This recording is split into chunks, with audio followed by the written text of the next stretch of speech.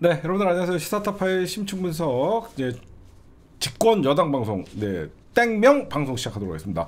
땡! 이재명 대통령께서는 이번에 재난재해를 당하신 피해 지역 주민들에게 조속한 일상 복귀를 할 수 있도록 지원을 다하겠다라고 하면서 가평, 산천, 서산, 예산, 담양, 함천 특별 재난 지역을 선포하셨습니다. 여러분들 알다시피 그 특별 재난 지역이 왜 중요하냐면요. 국세, 지방세 납부 유예와 공공요금 감면 등 여러 가지 어떤 국가가 해줄 수 있는 것들에 대해서 지원이 되니까 이게 특별 재난 지역이냐 아니냐 우선적인 지원이 가요. 그래서 굉장히 중요한 거고, 다만 제가 여러분들에게 좀 말씀드릴게요.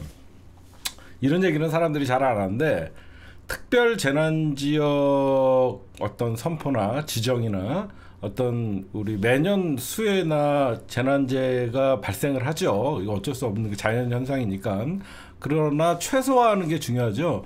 근데 여기서 이제 이재명 대통령이 탁월한 행정가이시고 여러 가지 경험도 많으시잖아요. 뭐가 제일 중요하냐면요. 재난재해가 일어났을 때 어느 한쪽 지역에서만 일어나는 게 아니라 이번 같은 경우에는 충청도권과 호남권이 동시에 일어나고 경기도도 피해가 있잖아요. 그러니까 동시다발적으로 여러 군데서 재난재해가 발생을 하면 정부가 가장 중요한 게 뭐냐면 불균형이 생기지 않게 하는 거예요. 어디는 많이 지원해줬다, 어디는 적게 지원해줬다, 이런 소리가 나오지 않게 균형 있게 재난재해에 어떤 정부가 대응하는 게 굉장히 중요한 거예요. 예전에도 이런 적이 되게 많았거든. 뭐 선거를 앞두고 어느 지역에는 과도하게 지원을 해줬다가 딴 지역에서 반발이 일어나고 그럴 수가 있기 때문에 이게는 수해 복구나 재난 지원 복구에 있어서 굉장히 균형 잡히게 정부가 일관되게 지원하는 게 중요하다. 여러분들에게 좀 말씀을 좀 드립니다. 저는 그렇게 생각을 해요. 그다음에 우리 대통령실이나 우리 이재명 대통령이 오늘 좀 경로를 하셨습니다. 빵진숙이 이 와중에 휴가 가신다고 하다가 눈치도 열나 없어요. 응? 이 와중에 휴가 신청을 합니다. 정신 나간 공직자지요. 막 나가는 거죠. 응? 아니 어떻게 공직자가, 국민들은 진짜 집 잃고 삶의 터전을 잃고 그러고 앉았는데 지 휴가 간다고. 응? 이런 인간이 대한민국 공직자로 있는 자체가 자르지 못하는 게 너무 화가 나죠 지금. 어쨌든 지가 매를 벌고 있어요 얘는. 빵진숙이도 제가 볼 때는 구속 기소 아니면 기소 검찰에 경찰에 어떤 기소될 거 얼마 남지 않았다 이렇게 말씀드립니다. 네, 오늘 드디어 여러분들, 그러니까 어제부터 21일부터 이제 소비 쿠폰이 지금 여기저기서 이제 뿌려지고 있죠. 오늘도 여러분들 많이 신청을 하셨을 겁니다. 저 같은 경우에는 내일 신청 대상자거든요. 저는 7.3이기 때문에 지금 벌써부터 이제 소비 쿠폰 깡이 생겼어요. 여기저기서 뭐 당근, 뭐 번개장터 이런 데서 15만원 소비 쿠폰 13만원 팝니다. 이런 추접스러운 짓 좀 하지 마세요. 응? 지역 경제 활성화를 위해서 올바르게 사용해야 됩니다. 이거 불법이에요. 이거 불법 깡이에요. 걸리면 최대 징역 3년입니다. 응? 쓸 곳이 없다고 당근 중고나라의 판매글이 계속 올라오고 있는데 이렇게 되면 업자들이 생겨버려요. 업자들이 중간에서 2만원씩 10명이면 20만원이에요. 100명이면 200만원이에요. 왜 소상공인 지원하자는 취지에 무색하게 이딴 짓거리를 합니까? 응? 지원금 환수는 물론 형사처벌 당하니까 괜히 15만원 깡하려다가 2천만원 이하 벌금 물지 마세요. 응? 참 추접스러운 것 같아요 하는 거 보면. 일부가 그러겠죠. 그 다음 오늘 대통령실에서 약간 인사 이동이 있었는데 제가 어떤 걸 봤냐면요.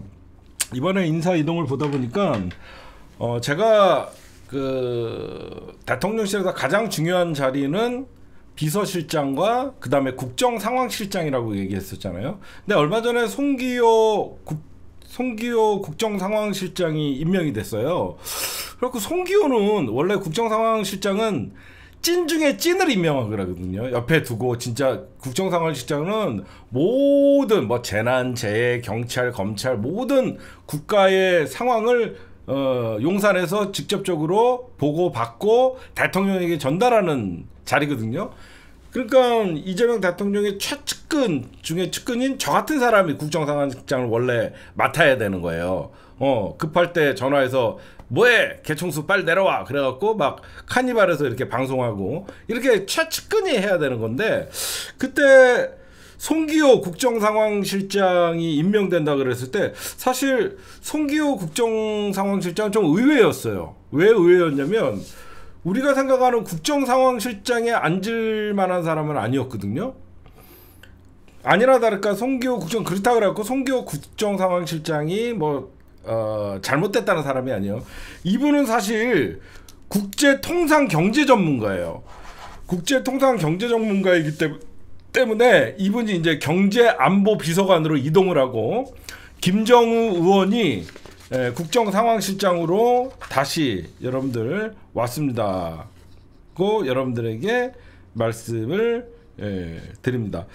김정우 의원은 누구냐면요, 기획재정부 관료 출신이고 20대 국회의원을 지냈고요, 조달청장과 민주연구원 부원장을 지냈던 분이고요. 하여튼 수평적인 이동이에요. 뭐 강등되거나 그런 건 아니다라고 여러분들에게 말씀을 드립니다. 그리고 이분이 과거에 이재명 대통령과 어떤 인연이 있었냐면, 이재명 대통령께서 당대표 맡은 시기에 직권플랜본부 먹사니즘 여러분들 많이 들어보셨죠? 이재명 대통령이 그 당시에 먹사니즘 경제가 우선이다라고 할 때 먹사니즘 부본부장을 맡으면서 이재명 대통령과의 어떤 인연이나 이런 것들이 있어요. 예. 송기호 경제안보비서관으로 이동을 해. 그분이 원래 국제통상전문가거든. 그러니까 이쪽이 굉장히 중요하니까 그렇게 이동을 했다. 여러분들에게 말씀을 드립니다. 그 다음에 여러분들에게 이런 말씀을 드릴게요. 이제는 이재명 대통령 취임 이후에 이제 허니문 기간은 끝났다라고 제가 여러분들에게 말씀드렸죠. 이제 여러분들 지금부터는 이제 분노하는 뉴스들이 많이 쏟아질 겁니다. 특히 강선우 의원의 임명에 대해서 이제 여야 언론과 국힘당 그리고 극우들 보수들 수구 세력들이 집중 공격이 있을 거예요. 이제부터는 이제 지지율 관리가 중요하고 이제 어떤 야당 같은 여당의 모습을 보여줘야 될 때입니다. 저는 강선우 어떤 이재명 대통령께서 24일까지 재송부를 해달라. 그러니까 여야가 합의가 안 돼서 그냥 이제 넘어가 버렸잖아요. 그러면 다시 국회에다가 재송부를 해달라고 한번 해준 다음에 이제는 임명 수순으로 들어간 건데, 언론에서는 이런 식으로 깝니다. 이재명의 침묵 왜 막 그러는데 바보들 아닙니까? 이재명 대통령이 강선을 왜 임명했냐를 얘기할 필요가 있나요? 없어요. 왜 그러냐면 국회에다가 다시 청문보고서를 24일까지 재송부를 요청했다, 24일까지 다시 돌려달라고 했다라는 것은 임명한다는 뜻이잖아. 그러니까 본인이 감수를 하겠다는 거거든요. 그래서 저는 사실 개인적으로 얘기하면요, 임명에 대해서 좀 마음에 안 들어요. 그러나 임명을 하는 순간은 우리는 토달지 말아야 돼요. 그 이유는 우리 아니래도 깔 사람들 많습니다. 강선우 의원이 문제가 있던 없던 대통령이 믿고 맡기면 일단은 이 사람이 국힘당과 대한민국 언론의 집중 공격을 받을 거 아닙니까?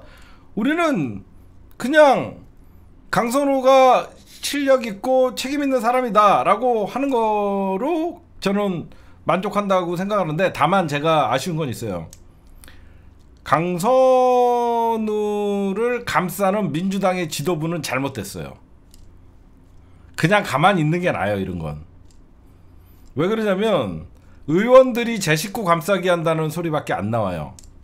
이게 한마디로 당원 주권 중심의 민주당이 여의도의 감수성과 국민의 감수성이 좀 다른 거예요. 제가 보면. 그쵸? 여의도의 어떤 국회의원들의 어떤 그 의원들이 보는 그 감수성과 일반 국민들이 보는 감수성이 좀 다른 겁니다. 그래서 아마 국힘당이 뭐 계속 강성원우 장관을 공격하려고 그래도요, 소재가 없어요. 더 큰 사건들이 많기 때문에 묻힐 수밖에 없어요. 그래서 저는 뭐 임명하면 그냥 장관 한 명 임명됐다라고 생각하면 되는 것이고, 저는 다른 데서 의미를 좀 찾고 싶어요. 역대 최소 탈락자 한 명의 교육부 장관 낙마 이후에는 역대 최소 1기 내각 구성하는데 가장 깔끔하게 출발을 한 것이다. 저는 이렇게 말씀드려요. 그 다음에 저는 이번 뭐 인사에 관해서는 제가 뭐 이렇게 이것저것 얘기하고 싶은 마음은 없고, 이거는 좀 말씀드리고 싶어요. 오늘 그 얌전한 윤건영 의원이 최동석 인사수석에 대해서, 인사혁신처장에 대해서 임명에 대해서 굉장히 치욕스럽다고 얘기했습니다. 문재인이 고통의 원천이다 라고 하면서, 과거 이 사람은 사실 문제가 좀 많아요. 제가 볼 땐 모르겠습니다.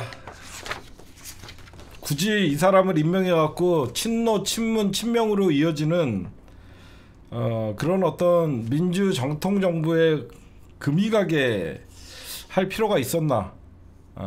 저는 좀 그런 생각을 해요. 근데 잘하겠죠. 예. 그 다음에 이재명 대통령이 경로를 두 번째 했습니다. 시민들 죽어가는 현장에서 음주가무 즐긴 정신 나간 구리시장, 강력하게 정신 나간 공직자라고 하면서 강력하게 질타했어요. 정신 나갔죠. 이거 국힘당 응? 아닌가? 응? 진짜 이거 지금 한겨레에서 이게 영상이 나왔던데, 이거 한번 보십시오. 지금 지난 오송 참사 추모 기간에는 김영환 충북지사가 난리를 치더니 백경환 국힘당 구리시장 정신 야유회, 이거 보세요. 영상까지 한번 보세요. 이지랄하고 놉니다.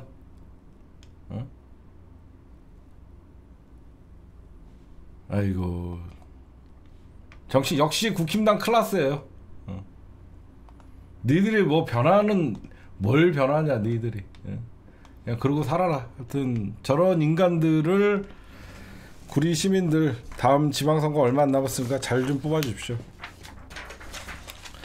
그 다음에 지금 말은 안 하지만 이재명 대통령이랑 지금 민주당 그리고 지금 대통령실에서 국내 정치도 중요하지만 외부적으로는 미국과의 협상이 굉장히 중요합니다. 말 못할 것도 있고. 그래서 지금 막 그 외교부 장관도 날아가고 위성락 안보실장도 날아가고 지금 미국과의 관세 협상에 대해서 굉장히 굉장히 신경 쓰고 있는데, 25일 날 미국에서 2+2 통상 협의를 하기로 했다라고 나오고 있는데, 지금 미국이 쌀 문제와 소고기 문제를 굉장히 건드렸어요. 이거 굉장히 민감한 문제거든요.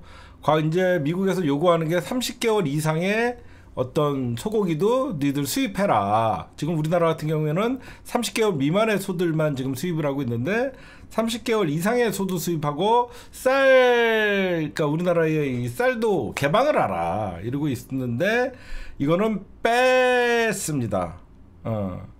지금 구윤철 부총리랑 여한구 본부장이 방미를 하고 있는데, 협상을 위해서 방미를 한 것이고, 지금 관세와 방위비 2+2 통상 협상이 될지, 지금 하여튼 소고기 문제와 쌀 문제는 미국에서도 우리나라한테 굉장히 민감한 문제이기 때문에, 이거는 제가 보면 나중에 이재명 대통령과 한미 정상회담에서 논의가 되지 않을까, 그렇게 생각을 합니다.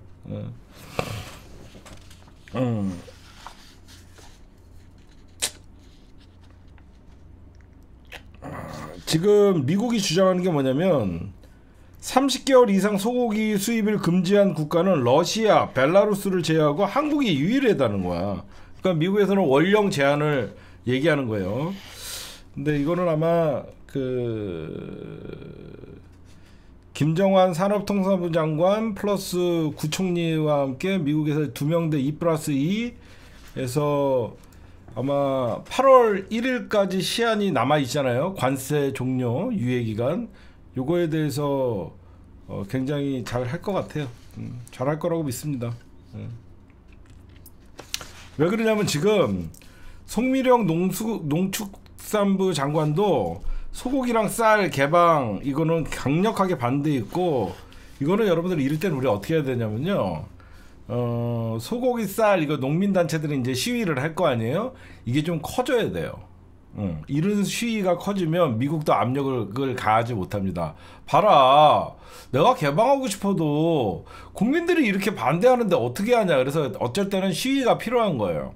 그래서 농민단체들이 막 일어나갖고 미국 정부, 그러니까 우리나라 그 농민들 욕하면 안 돼요. 그런 거는 쌀 시장 개발 반대한다, 소고기 수입 반대한다, 막 이런 시위를 하면 정부가 봐라, 우리나라 국민들이 이렇게 부정적이고 이러다가 잘못하면 반미로 확산될 수 있다. 그래서 이럴 때는 또 어떨 때는 균형 잡히게 시위가 해야 되고, 굉장히 이거는 우리나라 국민들에게 민감한 문제, 식량 주권의 문제다라고 미국에게 협상해서 우리가 좀 우선 좋은 카드를 줄 수 있는 거기 때문에 하여튼 이런 것도 때로는 필요하다, 여러분들에게 좀 말씀을 좀 드립니다.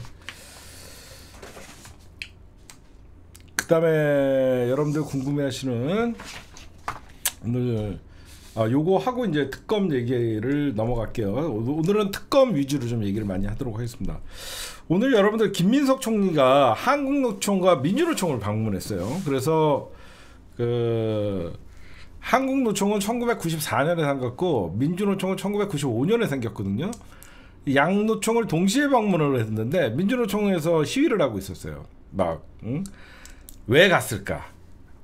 이거는 왜 갔냐면 일단은 이재명 정부는 노동계와 늘 소통의 자리가 열려 있다라는 걸 의미하는 것이고, 두 번째, 노동계의 요구가 뭐냐면 정년 연장이에요. 정년 연장을 논의할 것이다라고 하는, 노동계의 가장 지금 주요 핵심이 뭐냐면 정년 연장의 문제거든요. 그래서 양대 노총과 같이 얘기를 해서 정년 연장의 문제에 대해서 어떤 논의를 할 것이다라는 물꼬를 트기 위한 그런 시작이다라고 여러분들에게 말씀을 드립니다. 그 다음에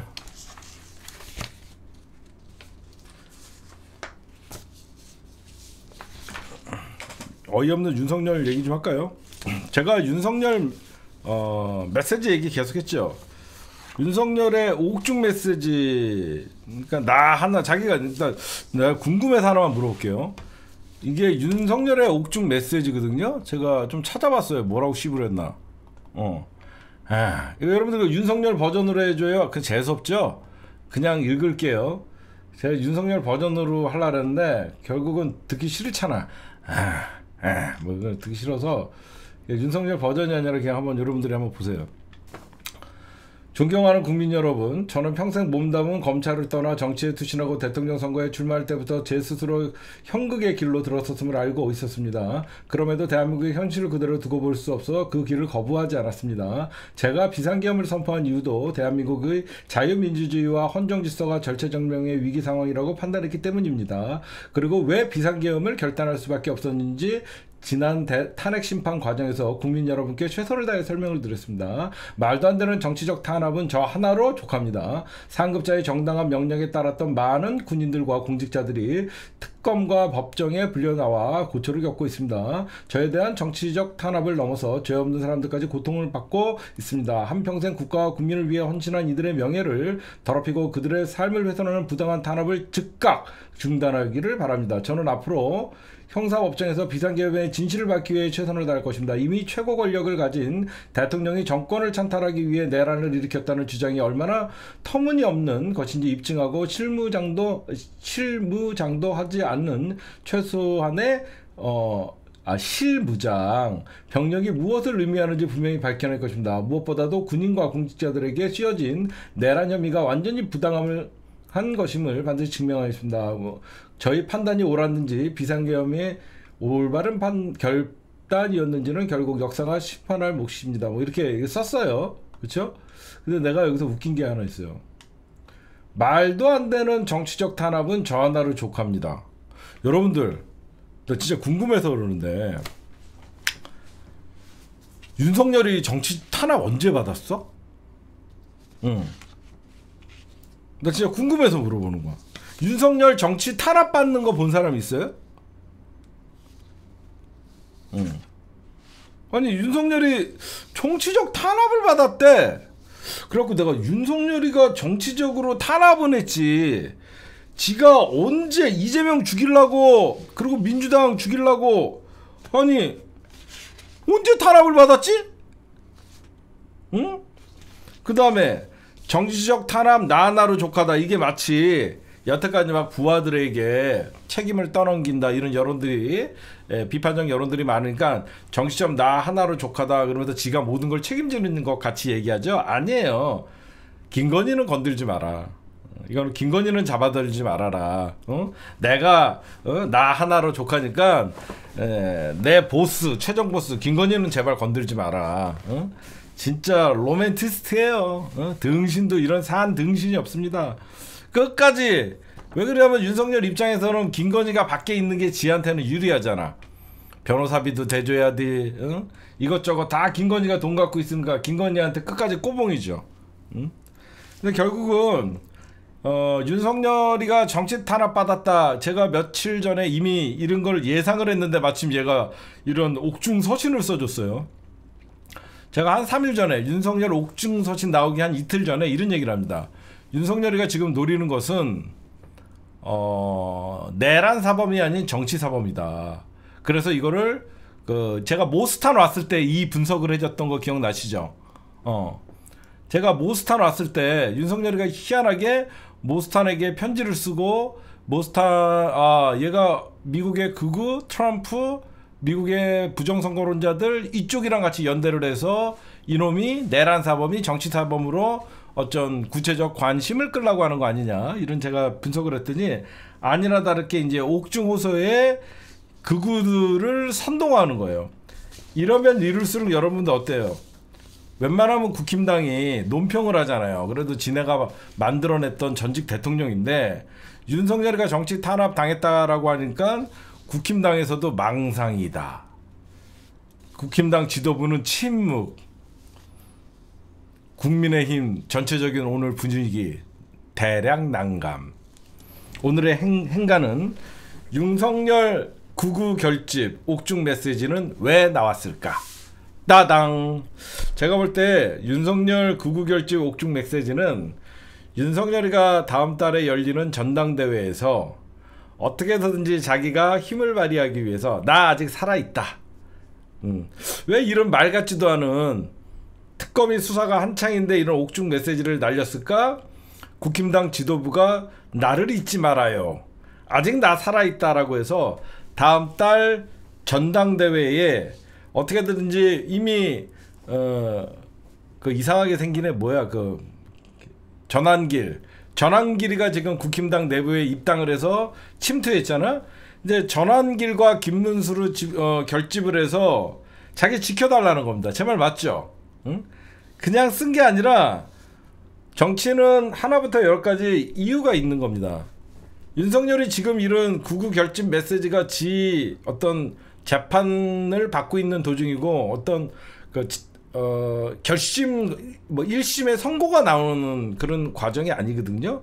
이건 다음 달 전당대회 한 달도 안 온 국힘당 한 달 정도 남은 국힘당이 전당대회를 앞두고 구구를 결집시켜 갖고 윤석열 내 옹호당을 다시 한번 어게인 윤석열을 만들어 보려는 속내다. 거기에는 나 하나로 족하다. 정치 탄압 니꼴 제발 김건희 대통령은 건들지 마세요라는 의미가 포함되어 있다. 저는 이렇게 분석을 합니다.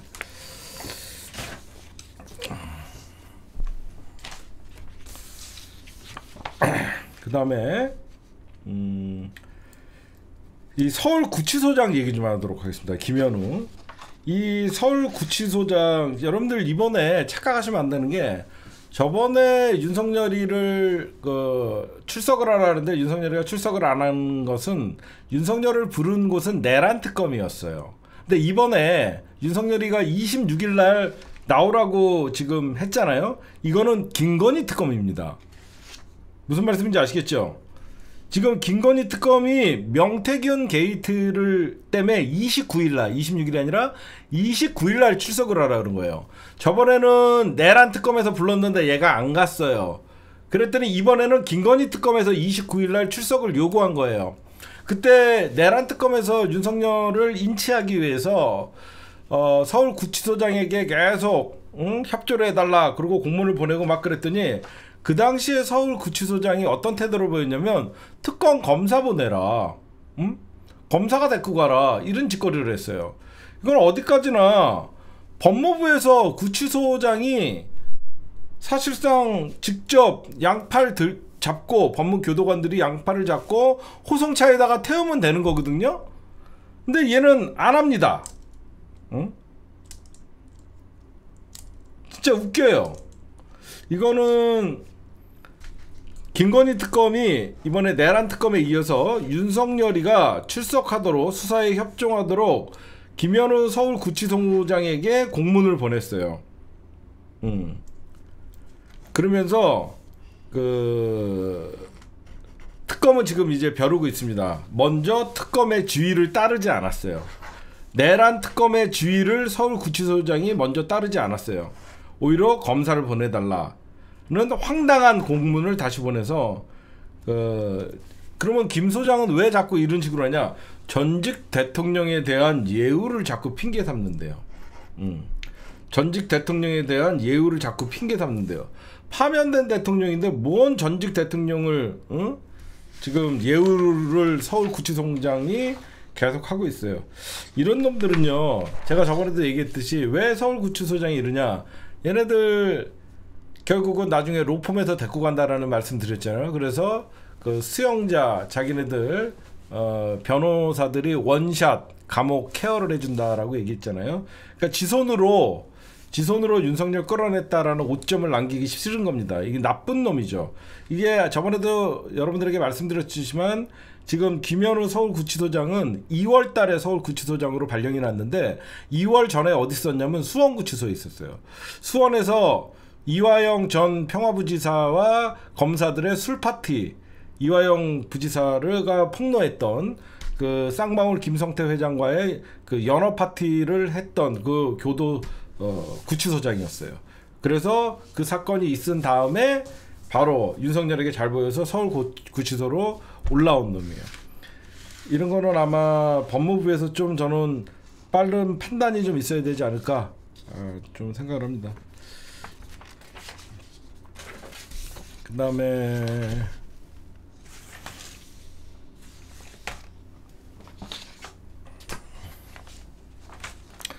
네, 여러분들에게 이제 궁금하신 거 하나씩 좀 말씀드릴게요. 여러분들 요즘 자꾸 구속영장 오늘 당연히 이명현 특검, 최혜병 특검에서 김계환 구속영장이 기각됐죠. 그리고 어제는 그 평양 무인기 내란 특검의 어떤 이 김용대 얘도 여러분들 영장이 기각됐죠. 짜증나죠. 여러분들 근데 말씀드릴게요. 내란 특검도 100% 그러니까 지금 특검이 왜 여러분들 계속 영장을 치냐면요.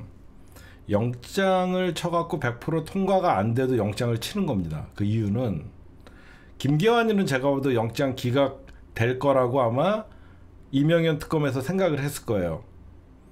왜 영장을 치냐면 최혜병 특검에서 진짜 잡으려고 하는 놈은 임성근이거든. 무슨 말씀인지 아시겠죠? 아니 김계환이가 최혜병 특검에서는 김계환이가 핵심이 아니에요. 근데 구속영장을 사전에 쳐버리잖아요. 쳐버리면 판사가 뭐라 그러냐, 성실히 답변에 임하고 있고 도주 우려가 없고 이런 얘기를 해요. 이렇게 영장을 자꾸 치면요, 핵심 증인들을 소환해 갖고 신문을 하잖아요. 증언 거부를 못합니다. 증언 거부를 못해요. 증언을 거부하거나 계속 뭐 하게 되면 특검이 구속영장 신청 사유서에 제대로 된 답변을 안 하고 조사에 응하지 않는다라고 하면 쟤네들이 증거인멸이나 그런 것들이 포함이 되잖아요. 근데 이렇게 김기환이 핵심이 아닌 김기환에게 영장을 쳐버리고 기각이 당하면 김기환이가 오늘 뭘 얘기합니까? VIP 경로소를 첫 인정을 했어요. 2년 동안 자기는 모르겠다라고 얘기했는데 이번에 특검에서 부르니까 대통령이 화났다는 얘기를 들었다라고 얘기를 한 거예요. 계속 얘기합니다. 이렇게 하면 어떤 효과가 있냐? 다음 증인으로 소환될 특검에 소환될 피의자들 있잖아요. 이 사람들이 특검에서 성실하게 대답을 합니다. 그러면 특검이 영장을 안 쳐요. 그걸 만들어주는 거예요. 너 성실하게 있는 그대로 얘기하면 영장 안 쳐. 근데 대답 안 하면 영장 쳐. 그럼 사람들이 어떻게 돼요? 지네끼리 전화할 거 아니야. 다 어땠어요? 뭐 물어봤어요? 막 남의 폰으로 딸 휴대폰, 사둔의 팔촌의 휴대폰으로 지네끼리 통화할 거 아닙니까? 그러면 그냥 있는 그대로 성실하게 대답했더니 나는 영장 안 치던데 이렇게 되는 거예요. 그러면 나중에 임성근이를 최종 목표는 임성근이를 먼저 잡는 거 아니에요? 그러면 임성근에게 딱 임성근 소환 딱 됐을 때 임성근이가 증언을 거부를 못합니다.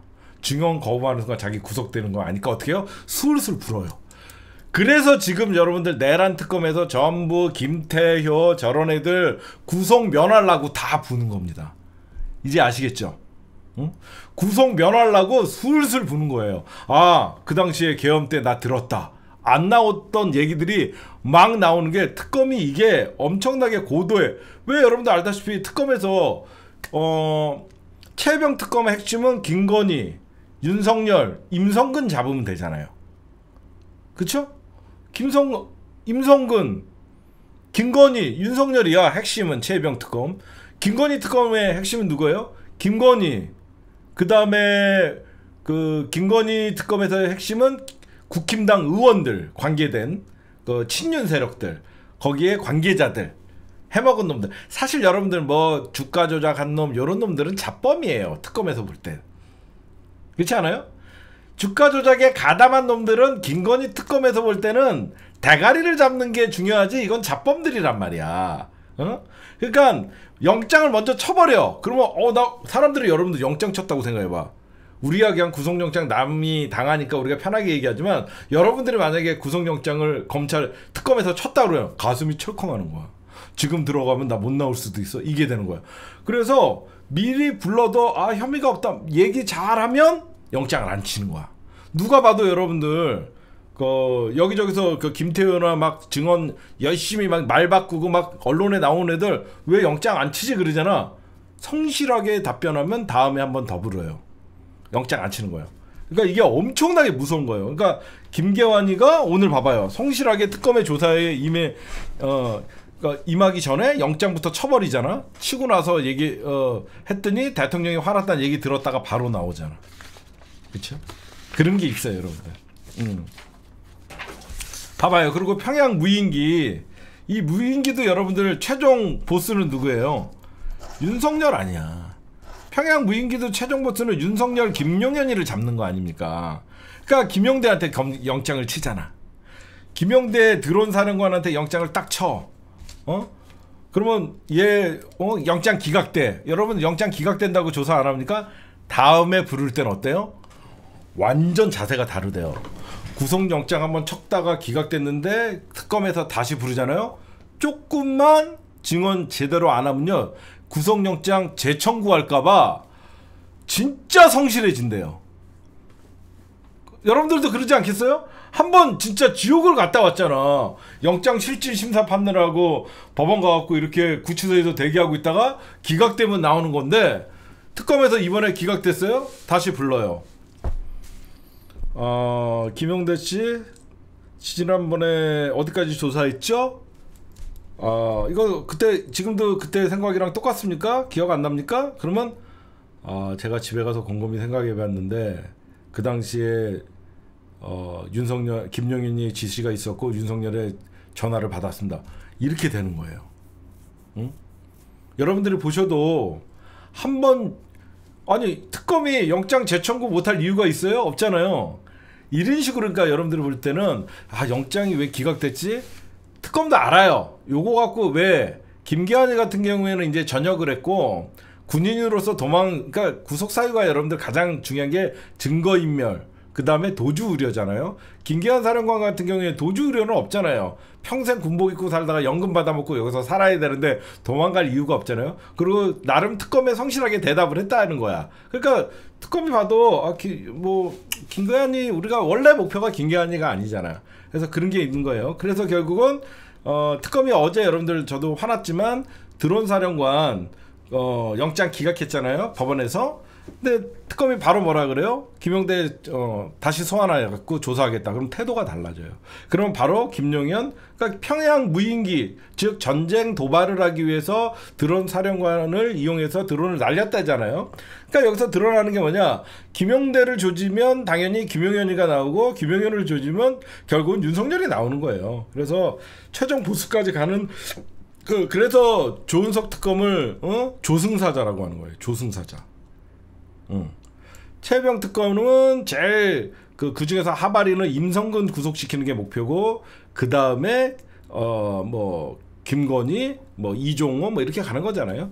그러니까 여러분들이 너무 특검의 그 영장 청구에 기각이 됐다 그래갖고 너무 상처 입지 말아라, 이런 말씀을 드립니다. 특검은 오늘 봐봐요. 이러잖아. 당분간 재청구하지 않을 것이다. 완전 들었다 놨다죠. 어제 김용대 드론 작전 사령관 영장 기각되니까 영장 재청구하지 않고 당분간 재청구하지 않고 조사에 이어가겠다. 얘는 안도의 한숨을 쉬지만 앞으로 특검에서 부르면 성실하게 대답을 할 수밖에 없어요. 그러니까 이거 되게 무서운 거예요. 그래서 하여튼 특검이 영장 청구했다고 여러분들 어떤 거는 구속되고 막 그러잖아. 그러니까 여러분들 그거 보시면 특검이 진짜로 이놈은 구속시켜야 되겠다라고 하면 윤석열 구속시켜버리잖아.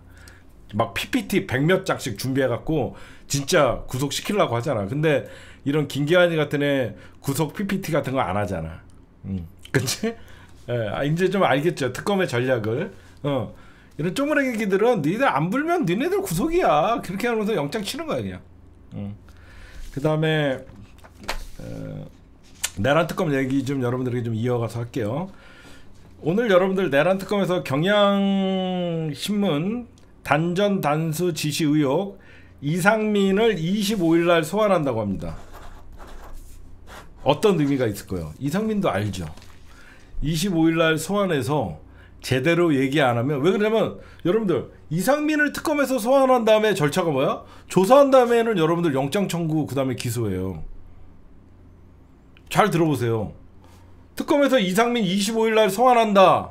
그럼 뭐야? 일단 증거를 잡고 있고, 소환해서 너 제대로 똑바로 얘기 안 하면 영장 청구야. 그럼 이상민은 25일 이후에는 더 이상 특검에 안 부를 수도 있어요. 그럼 이상민 무슨 생각할 것 같아?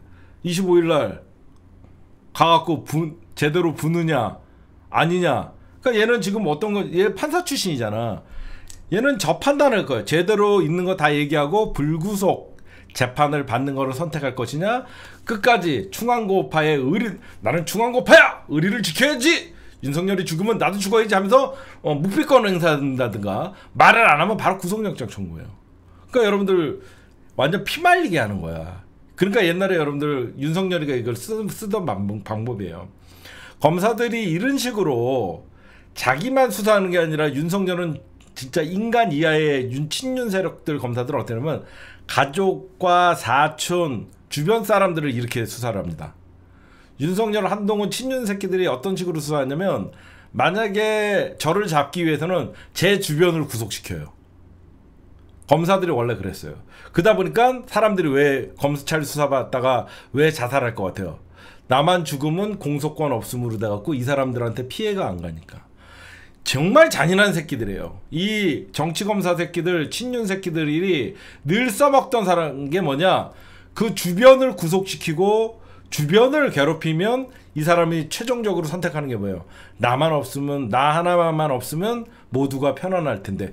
그러면서 검찰 수사 받다가 전부 스스로 나쁜 극단적인 거를 선택하거든요. 그러니까 검사들, 그러니까 조은석 특검이 왜 조승사자라고 하냐면 어떤 식으로 압박을 해야 되는지 잘 알아요. 어떤 식으로 잡아야 되는지 아는 거예요. 그러니까 이상민 25일 날 경향신문 단전단수 의혹으로 소환한다. 그 다음에 얘는 영장 청구한 체포영 구속영장 청구 아니면 바로 넘어가니까 그날 얘는 마지막 조사예요. 제가 보면. 그러면 왜 이상민은 불 수밖에 없냐? 여기서 여러분들 특검은 왜 25일 날 이상민을 불렀을까? 답은 있죠. 이상민이가 국무회의에서도 뻥치고 여러 가지 뭐 거짓말 많이 했죠. 지금 특검이 CCTV 제가 영상을 확보하고 있다 그랬잖아. 그때 이상민이가 계엄 선포를 위해서 대통령 접견실에 모였을 때 한덕수와 대화를 나누는 것들이 있었잖아요. 증거를 잡고 있는 거예요. CCTV 화면 영상을 확보했기 때문에 그 해당 문건에는 언론사 단전단수 지시 내용이 있다라는 걸 확보했다는 거야. 한덕수랑 어떤 문건을 갖고 논의하는데 여기에 언론사 단전단수 그런 문건을 확보했다라는 거예요. 그러니까 빼도 박도 못하는 거죠. 그러니까 그런 게 있어요. 여러분들 그냥 내일은 누구 소환한다, 내일은 누구 소환한다. 그게 여러분들에게는 그냥 소환하나 보다가 아니라 얘는 소환한 다음에 그 다음에는 구속영장이에요. 그러니까 얘가 그러니까 구속영장 특검에서 구속영장 치는 애들은요 아주 중요한 놈 아니면 협조 안 하는 놈들입니다. 왜? 여러분들 알다시피 내란 수계 윤석열 잡아야 되고 그 밑에 국힘당과 하수인들 잡아야 되고 다 지금 목표가 있잖아요. 그래서 곁까지 쳐가면서 최종 보스에게 지금 목조해 가는 거예요. 여러분들 이런 수사를 이렇게 검찰이 하고 있다라고 생각하면 여러분들도 굉장히 무섭죠. 그 다음에 내란 특검에서 대박을 잡았습니다. 뭘 잡았냐? 제가 저번에 방송에서 한 2-3주 전에 그거 했던 거 기억나시는 분 있어요?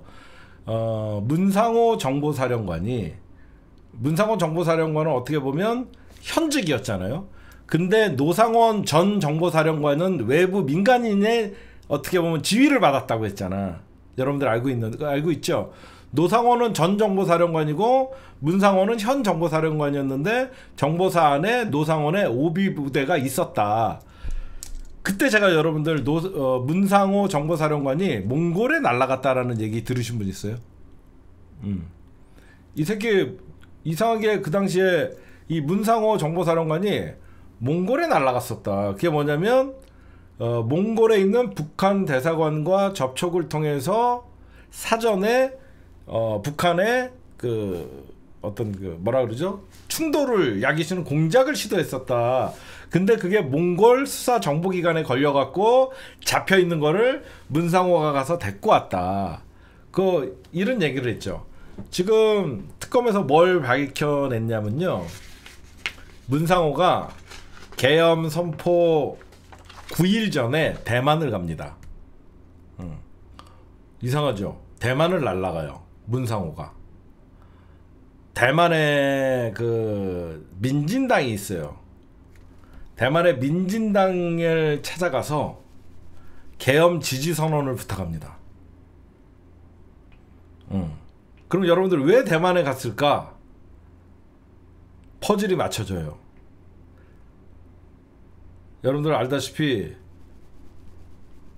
성관이 압수수색할 때 중국인들을 관련시켰잖아요. 중국과 대만은 적대적이잖아. 이제 이해가 가세요? 중국이 뒤에서 그 북한의 종북 세력과 중국 애들이 부정선거를 획책한다라고 하기 위해서 중국과 가장 척지고 있는 나라가 대만이거든요. 그래서 문상호가 대만에 날아가요. 11월 25일 날 계엄 선포 9일 전에. 그래서 계엄 선포 5일 전에 돌아옵니다. 희한하게 윤석열이 12월 3일 날 계엄령을 선포를 했는데 12월 4일 민진당이 SNS에다가 그러니까 더불어민주당 공식 계정이야. 한마디로 대만의 민진당 공식 계정에 한국 국회가 친북 세력에 의해 통제되는 상황에서 윤석열 대통령이 3일 긴급 담화를 통해 종북 세력을 척결하고 자유 헌정 질서를 지키기 위해 비상계엄을 선포했다라는 글을 올려요. 올립니다. 올려요. 진짜로. 그랬다가 바로 우리나라 국회가 해제하니까 삭제를 했어요. 이거는 뭐다? 사전에 얘네들은 예전부터 노상원과 정보사 이쪽은 그전부터 계엄을 준비하고 있었다는 게 드러나는 거죠. 외국까지 가갖고 여론 조성을 하고 미국에게는 못 알리죠. 이게 지금 내란 특검이 밝혀냈어요. 대만과 중국은 정보전이 치열하잖아 지금. 그래서 대만에게 먼저 귀뜸을 해준 거야. 이해가 가시죠? 대만과 중국이 정보전이 치열한데 우리나라 정보사령관이 가서 대만에가 우리가 계엄령 일으키겠다는 걸 먼저 알려준 거죠. 그쵸? 그러니까 우리는 중국을 적대적으로 하고 저쪽은 이제 중국과 북한과 연계해갖고 중국, 북한을 하나로 종북 세력으로 만들려고 하는 거죠. 그러니까 저쪽에서 지금 극우들이 맨날 중국이 개입됐다, 부정선거 막 이런 거 떠들잖아. 막 이렇게 다 이게 나름 우리는 그 당시에 지금 생각해 보니까 계엄군들이 하는 모습을 보고 굉장히 어설프었다라고 생각하는데 그거는 계엄군들이 준비가 안 돼서 어설픈 게 아니라 계엄군들이 5.18에 대한 역사적 평가가 있었기 때문에 그 당시에 계엄군들이 국민을 향해서 총을 겨누지 않았던 것 같아요.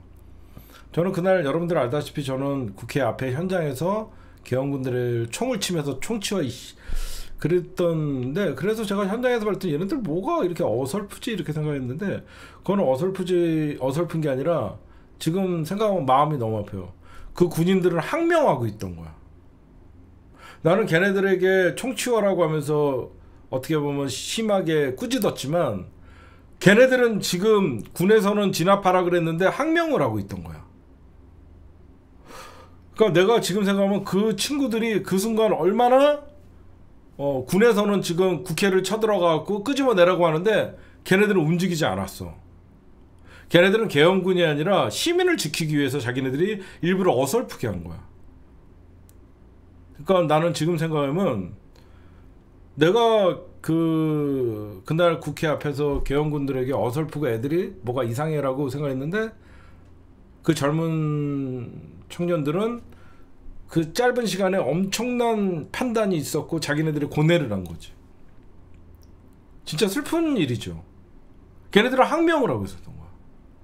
이미 사령관들이나 여운형 여기저기서는 국회 빨리 들어가서 끄집어내라고 하는데 걔네들은 움직이지 않았어.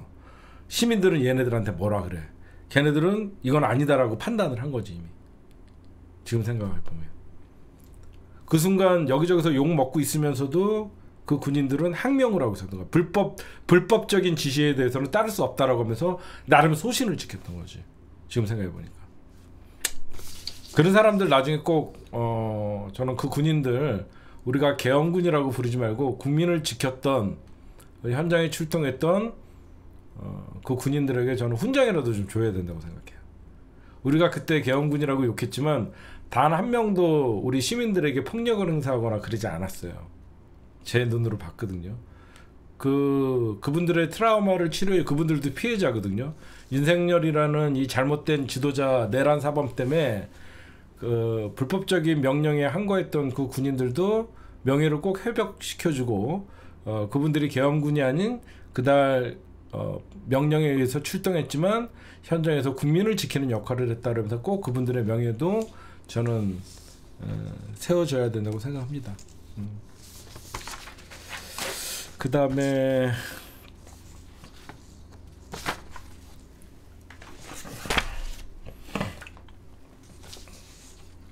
삼부토건, 그러니까 김건희 특검 얘기를 이제 집중적으로 할게요.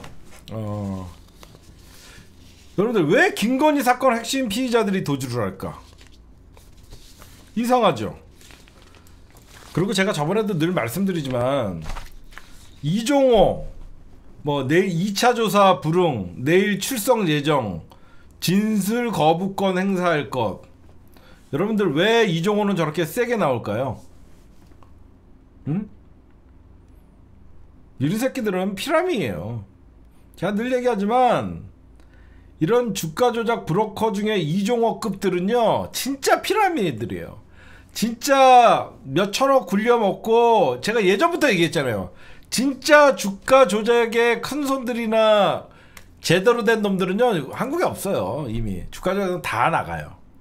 응?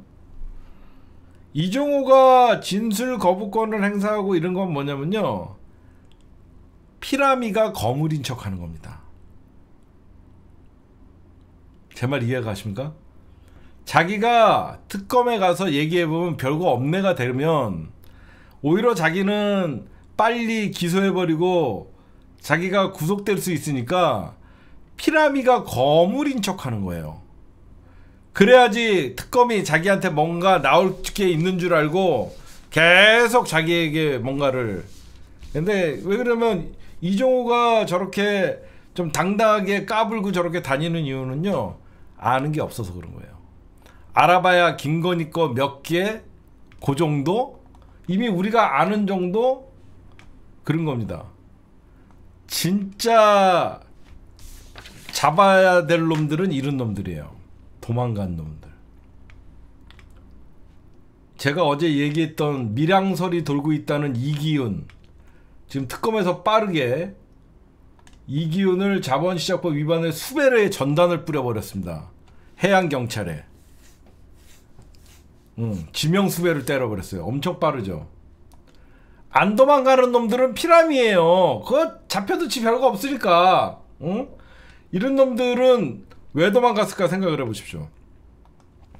얘가 누구냐, 방금 보여준 애가 삼부토건 주가 조작의 핵심 이기훈이에요. 얘는 삼부토건의 부회장이기도 하고요. 웰바이오텍의 회장이에요. 얘가 왜 도망갔냐? 얘가 불면 삼부나 웰바이오텍의 실제 주인은 김건희가 나타나기 때문이다라고 저는 생각해요. 그런 놈들은 다 도망가는 거예요. 김예성이도 도망가잖아요. 진짜 거물들은 다 도망가는 거예요. 이종호 같은 피라미드 같은 애들은 안 도망가요. 응? 그러면 얘네들은 왜 도망갔을까? 제가 김건희나 서초동의 변호사들이나 이런 사람들한테 좀 취재를 해봤더니요, 이 기자 그런 거야. 네, 이 PD 뭐 이러면서 왜 도망가겠어? 왜 도망가요? 언젠가 그럴 텐데. 그랬더니 에이 순진하구만. 왜요? 아니 특검 끝날 때 수사 받으려는 거 아니야. 특검 6개월만 버티면 되잖아. 아 그래요? 이것들이요, 특검 끝날 때까지만 6개월만 버티면 이 사건이, 특검이 여러분들 끝나잖아요? 그럼 어떻게 되냐면 이 사건이 끝나는 게 아니에요. 나머지는 중대범죄수사처나 광역수사대로 넘어가는 거예요. 무슨 말씀인지 아시겠죠? 얘네들은 특검 조사만큼은 안 받겠다라는 거예요. 그러면 이 사건이 그렇다고 특검이 끝난다고 사건이 끝나는 게 아니라 그 다음에는 어디로 이 사건이 이관되냐면 중대범죄수사처나 이제 검경수사권 조정이 되니까 경찰로 넘어가잖아요. 국가수사본부나. 그래서 얘네들이 노리는 게 특검만은 피하자.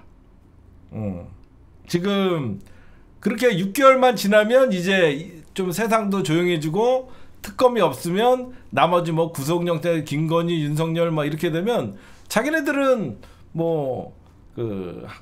그렇게 주요 종사자가 아니다라고 그러는 거 생각하잖아요. 대표적인 게 누군지 아시죠? 박근혜 때 계엄령 선포했던 놈 누구죠? 계엄령 문건 작성했던. 미국 도망갔다가 오니까 별거 아니게 되잖아. 그 누구였죠? 이름 나 까먹었어요. 내가 그 놈 잡으러 조현천 그 당시에 우리가 잡으러 가려고 할 정도로 어디서 계엄령을 기획했어 라고 하면서 국민적 분노가 심했는데 어느샌가 들어와 있었잖아요. 몇 년 지나니까. 그리고 또 하나 뭐가 있냐면 이거는 다분히 당연히 김건희가 도망가라고 했겠죠. 최종 보스인데 주요 증인들이 도망갔다는 것은 김건희 수사가 진척이 안 될 거 아닙니까? 그쵸? 김예성이 도망가고 이기훈이 도망가면 딴 사람들은 이기훈이나 자기는 김예성이나 이런 사람들이 시켰다 이런 식으로 하면 다 몰아버리면 얘네들을 실질적으로 조사를 못하면 아무래도 조사에 차질이 생기잖아요. 그러면서 시간이 딜레이 시킬 수밖에 없잖아요. 그런 작전을 쓰는 거예요. 근데 하나 제가 여러분들에게 그래도 걱정하지 않으셔도 된다는 게 김건희는 사기친 것만 해도 수십 건입니다. 특검에 기재된 사건만 16개예요. 근데 지금 수사하는 도중에 나온 것만 해도 벌써 별건도 여러 건이 있습니다. 응? 그러니까 오늘 저희 시사타파 뉴스에서 이거 하나 보도를 올렸는데 여러분들 이거 나중에 꼭 중요한 거니까 한번 읽어보세요. 저기 다음과 네이버에 여러분들 시사타파 뉴스 들어가시면 어떤 게 올라갔냐면 이거 한번 보십시오. 이거 내가 설명하면 또 여러분들에게 좀 헷갈릴 수 있는데 중요한 거 하나 올라갔어요. 이게 무슨 말이냐면 집사 게이트가 터졌잖아요. 김예성 신한금융을 덮치나 좀 이상하죠. 신한금융이랑 김건희랑 또 무슨 상관이지? 나중에 여러분들 읽어보시면요 김혜성이가 신한금융 출신이에요. 자세히 저희 기사를 여러분들 그래서 특검이 신한금융을 정조준을 하고 있는 게 김예성과 신한맨 출신이 김예성이 신한맨이 아니라 김예성과 신한맨 출신인 조영탁이 MIS 모빌리티 대표 민모전 신한벤처투자 등 임원들이 깊숙이 개입돼 있어요. 그러니까 김예성과 신한맨들이 수상한 돈 거래를 특검에서 포착을 한 거예요. 아니 김예성이 신한맨 출신이 아니라 김예성과 얘네들이 예전부터 신한은행으로부터 여러분들 이번에 그 IMS 모빌리티가 투자도 받고 그랬는데 예전부터 얘네들이 굉장히 알던 사이고 조영탁 MIS 모빌리티 대표 뭐 이런 사람들 또 다 그래서 지금 신한은행을 정조준하고 있고 여기서 여러분들 윤석열의 육촌 이게 외가 쪽의 육촌 최승준 이게 대선 캠프에서도 회계를 담당했던 놈이에요. 얘가 통일교 명품 행방추적위에서 얘가 다 지금 관련돼 있고요. 이거 나중에 이거 한번 읽어보세요. 김건희 선언한테 집사기 돈의 자금을 잡는 거예요. 돈의 흐름. 요거 여러분들 수상한 돈거래가 잡혔어요. 아 맞죠? 맞네. 김혜성은 과거 신한자산운용 출신. 아 내가 혹시나 잘못 알고 있었나 했더니 김예성이가 신한자산운용 출신이에요. 그러다 보니까 스명 신한금융그룹이랑 연관이 돼 있는 겁니다. 이제 요거 한번 여러분들 김예성이가 신한자산운용 출신이고 그래서 여기서 신한맨들 조영탁 이 MIS 모빌리티 대표가 되고 신한벤처투자 임원 등이 김예성 여기에 투자에 깊숙이 개입되어 있는 것입니다. 그 다음에 또 오늘 기사들 좋은 거 많이 올라갔으니까 여러분들이 좀 보시고요. 그 다음에 통일교 얘기 좀 할게요. 이거 중요한 건데 오늘 여러분들 뉴스에서 저거 봤죠? 특검이 얼마 전에 가평에 있는 통일교 압수수색을 했죠. 거기서 뭐 나왔죠? 영수증 나왔죠. 여태까지 통일교는 윤 본부장 개인의 일탈이다, 개인의 소행이다 라고 하면서 통일교가 본부에서 개입되지 않았다라고 주장을 했었는데 특검 압수수색에서 이 목걸이산 영수증이 발견된 거예요. 그럼 영수증이 발견됐다라고 한 거는 본부에서 관리를 했다라는 거잖아. 그렇죠? 이 핵심 증거를 한국협회, 그러니까 이게 무슨 윤 전 본부장의 개인 사무실에서 이 영수증이 발견된 게 아니라 이 통일교 천무원도 아닌 통일교 한국협회 사무실에서 발견된 거예요. 그럼 통일교 중앙에서 이거를 관리했다라는 거예요. 그래서 통일교가 깊이 가입됐다라고 여러분들이 보시면 될 것 같고, 여기서 그냥 통일교 문제를 이렇게 얘기하면 시사타파가 아니죠. 특검에 통일교를 치는 진짜 이유가 뭔지 아세요? 김건희 목걸이 이거 아닙니다.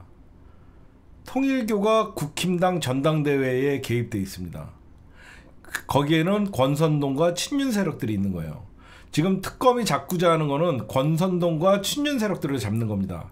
그게 뭐냐면 2023년 국힘당의 전당대회 때 통일교 신자들을 국힘당에 가입시켜 갖고 권선동을 당대표를 만들었던 흔적을 특검에서 잡은 거예요. 여러분들이 자꾸 신천지와의 연결고리를 잡고 있는데, 신천지보다 100배 큰 단체가 통일교입니다. 충성도가 훨씬 높고요. 통일교가 왜 김건희 특검이 지금 통일교랑 김건희, 겉으로는 김건희 다이아 목걸이와 샤넬백에 집중하는 것 같죠? 여러분 생각해 보세요.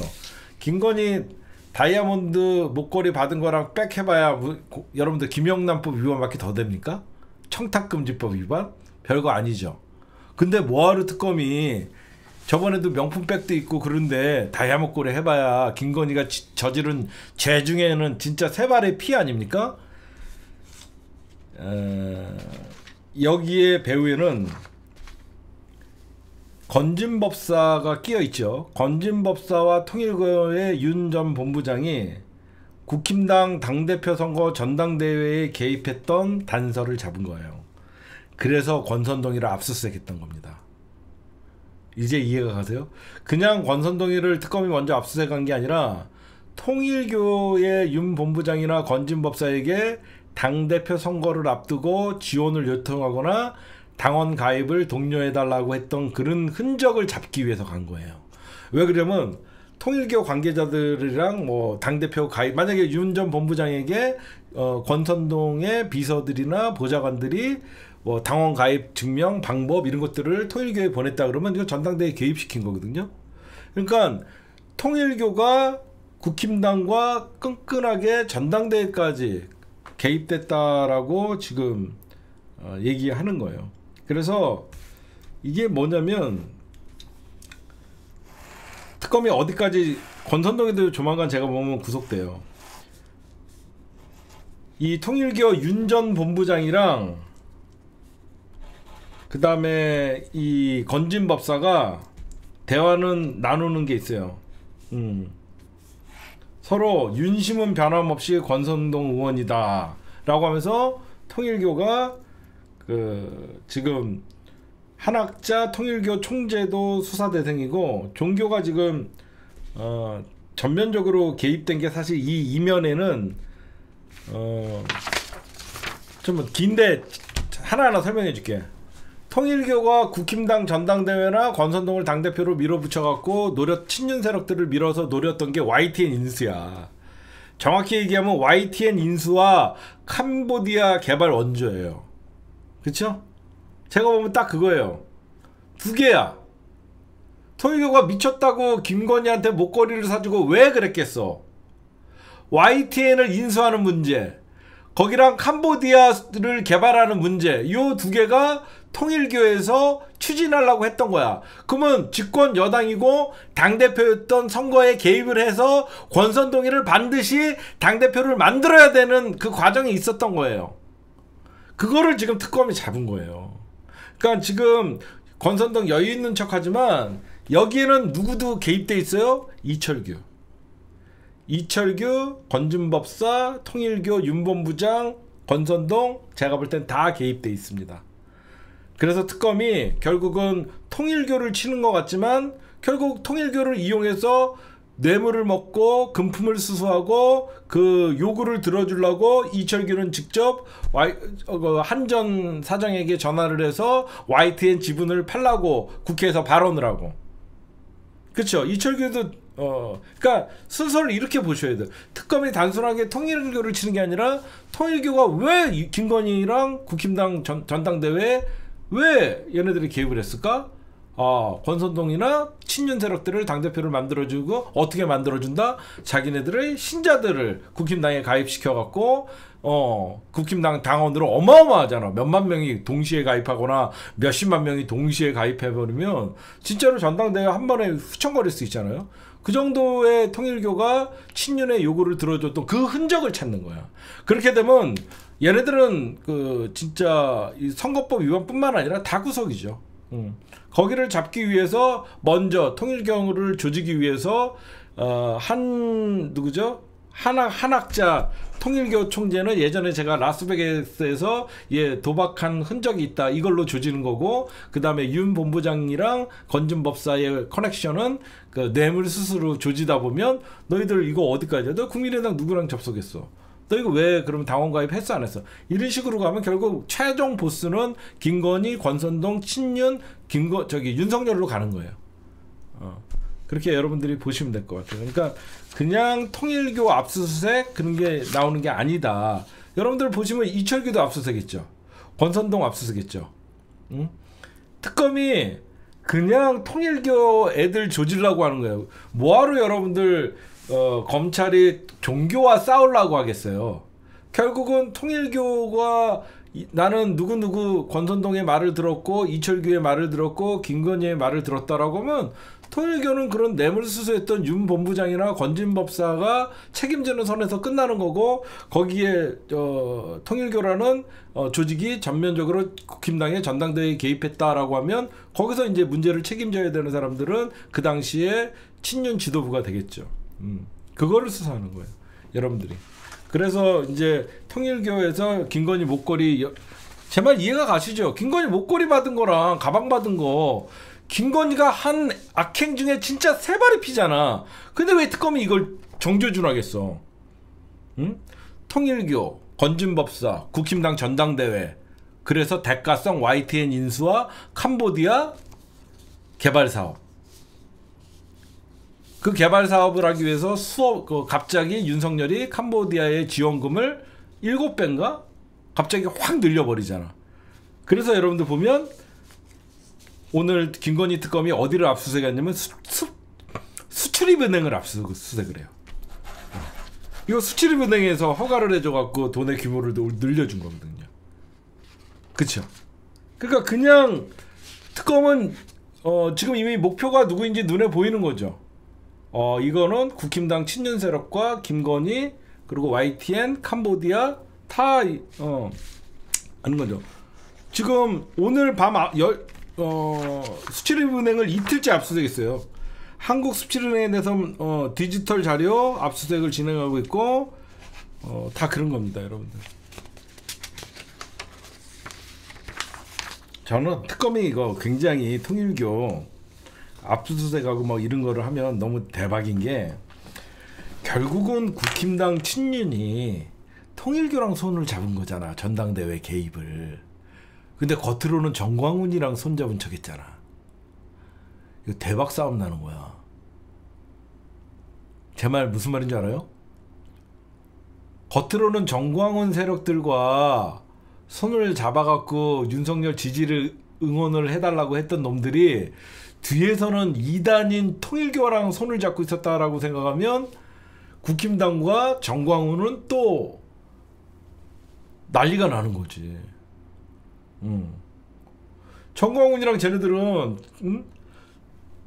국힘당이 서로 주도권 싸움하고 뭐 윤석열 탄핵 반대 응원하고 뭐 그랬는데 결국은 뒤에서 권선동이나 이철규는 통일교랑 손을 잡고 오히려 지원을 받고 있었다. 그렇게 되는 거예요. 통일교가 돈이 어마어마하잖아. 일단 그거를 아셔야 돼요. 그냥 목걸이랑 샤넬백이 중요한 게 아니라 그 이면에는 통일교의 수건 사업이었던 캄보디아 개발 그거 사업이랑 YTN 인수 사업이 걸려 있고, 그 YTN 인수 사업에는 이철규가 개입돼 있고, 국힘당 전당대회에 권선동을 밀어야만 당 대표가 정책 방향이나 용산과 협의를 해서 하기 때문에 전당대회의 개입 사건이에요. 이거는 제가 보면 그렇게 보시면 될 것 같아요.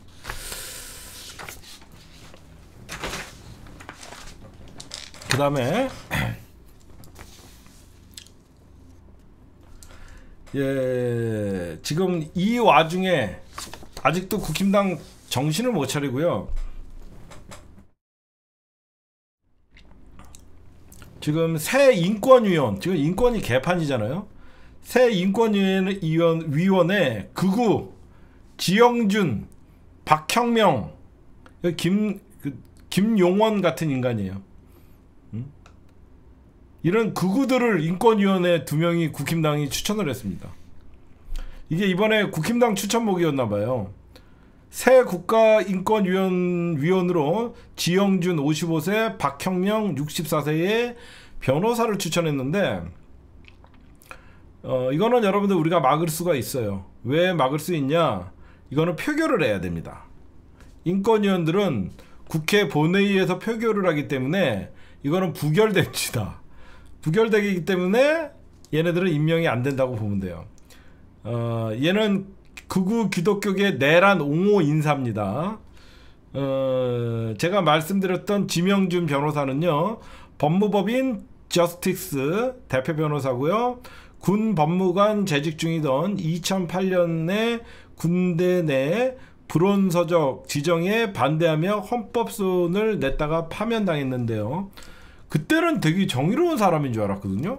근데 어느 시점에 갑자기 극우가 돼 있어요. 그러더니 이 사람이 처음에는 군 법무관 시절에는 군내 뭐 불온서적 그거에 대해서 반대하면서 싸우다가 파면을 당했는데, 갑자기 조용히 없어졌다가 2020년에 정광훈 사랑교회 제1목사가 이끄는 자유통일당의 전신인 기독자유당 비례대표 후보 12번으로 등장을 해요.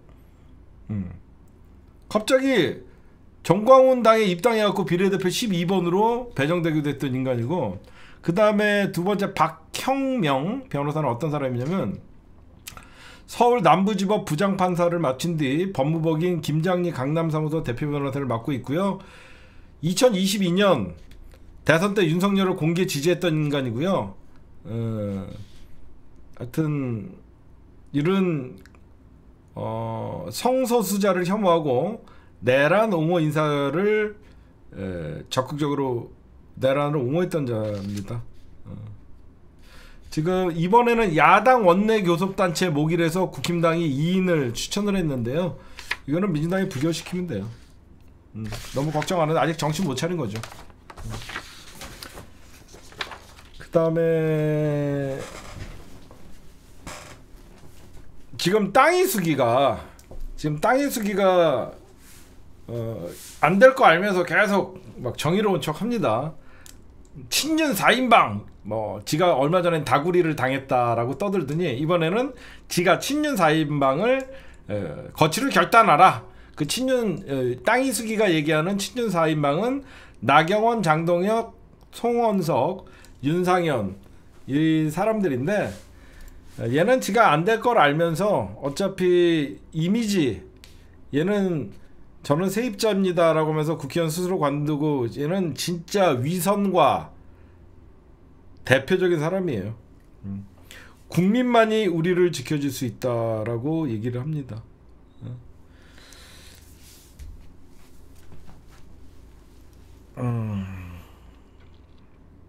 진짜 이런 애들이 지금 뭘 하고 있어요. 제가 그 다음에 마지막으로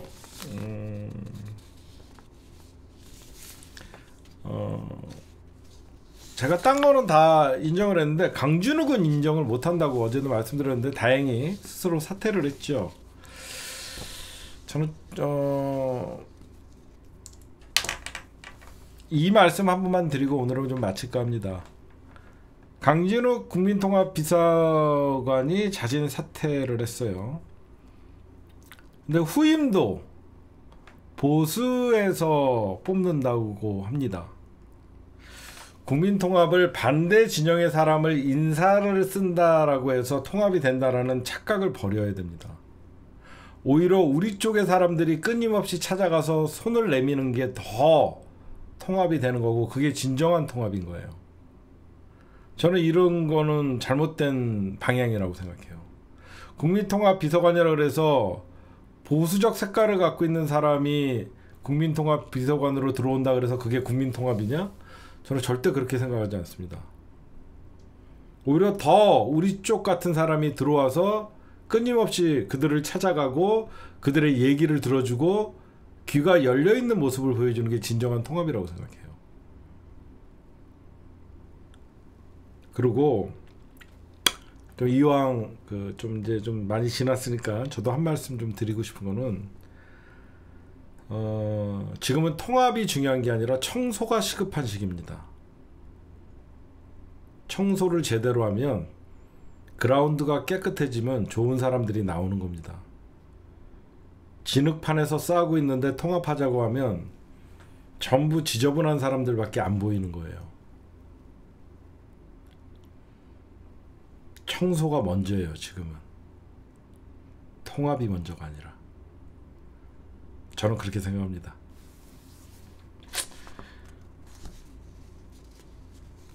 하여튼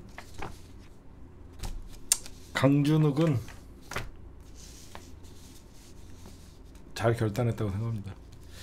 오늘 제가 준비한 것은, 제가 저번에도 이런 말씀을 한번 드렸죠.